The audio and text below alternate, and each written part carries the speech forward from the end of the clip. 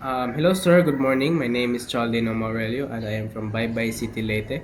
Bachelor of Science in Mechanical Engineering, fourth year, Section A.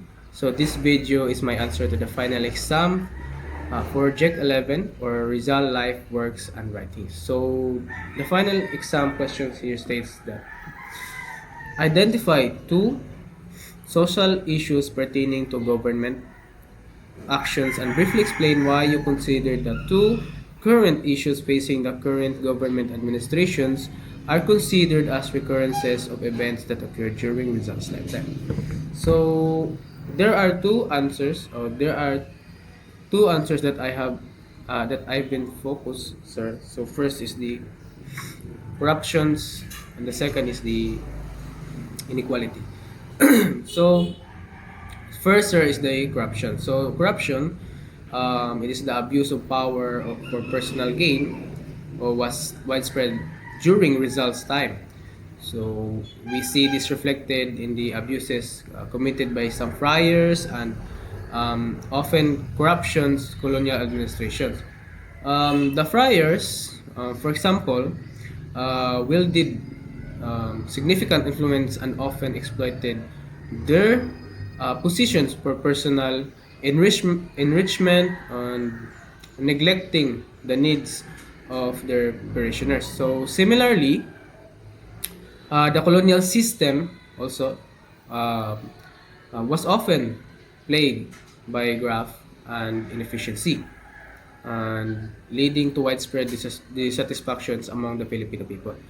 So this history context, well, it's sadly echoed in today's society.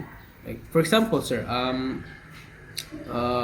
based on my research, so there are recent news story in 2024. So I think this is the mayor of Cotabato City, which is the si Muhammad Ali Bruce Matabalaw.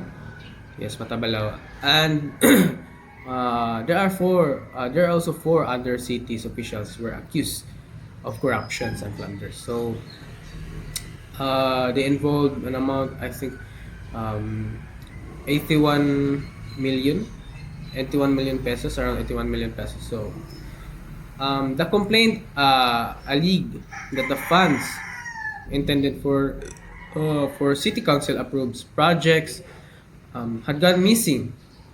So this case, like many other highlights the continued abuse of power and lack of accountability within government structures. So the similarities are striking. First, there is the abuse of power. So next is the lack of transparency and the resulting harm to the Filipino people. So this cycle of corruption continues, hindering progress and development, just as it did in Rizal era. So another persistent issue, sir, is that we're done in corruption. Next is the inequality. So inequality, particularly socio-economic disparity. So during Rizal's time, the gap between the wealthy elite, often Spanish colonizers, and their Filipino collaborators, and the impoverished masses was vast, fueled by um, encomienda system and unequal land ownership. So the encomienda system, for instance, this is the allowed Spanish officials to exploit indigenous labor and resources. So concentrating wealth in the hands of a few. So this inequality manifested in limited access to education, healthcare, and economic opportunities for the majority of Filipinos. So today, we still grapple with this issue. So according to the Philippine Statistical Authority, so based on my research, in the first quarter of 2025, They estimated 14.4 million Filipino families consider themselves poor. So this represents 52% of the respondents. So this data illustrates the persistent gap between the rich and the poor, despite efforts to alleviate poverty. While progress has been made, the deep-seated roots of inequality persist. So mirroring the challenges Rizal fought against. So the unequal distribution of wealth and opportunities continues to fuel social unrest and hinder national progress.